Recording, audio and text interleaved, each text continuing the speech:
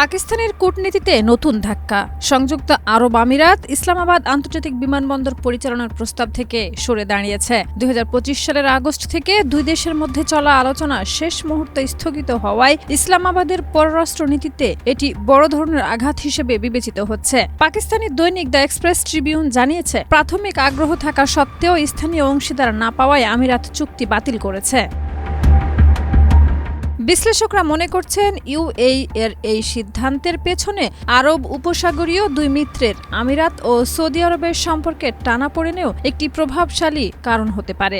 ইয়েমেনের বিবাদমান পক্ষ সমর্থন ও কৌশলগত অবস্থানের ভিন্নতা দুই দেশের মধ্যে অমিল তৈরি করেছে। এমন এক সময়ে যখন পাকিস্তান সৌদি আরবের সঙ্গে প্রতিরক্ষা চুক্তি করেছে এবং ইসলামিক ন্যাটো গঠনের চেষ্টা করছে, তখন ইউএই ভারতের সঙ্গে নতুন প্রতিরক্ষা চুক্তিতে প্রবেশ করছে।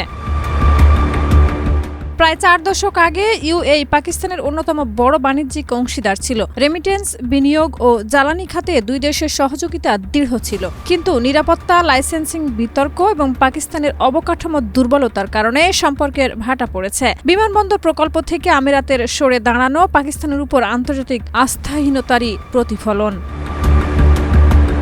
অন্যদিকে ভারত ইউএই সম্পর্ক ক্রমশ ঘনিষ্ঠ হচ্ছে।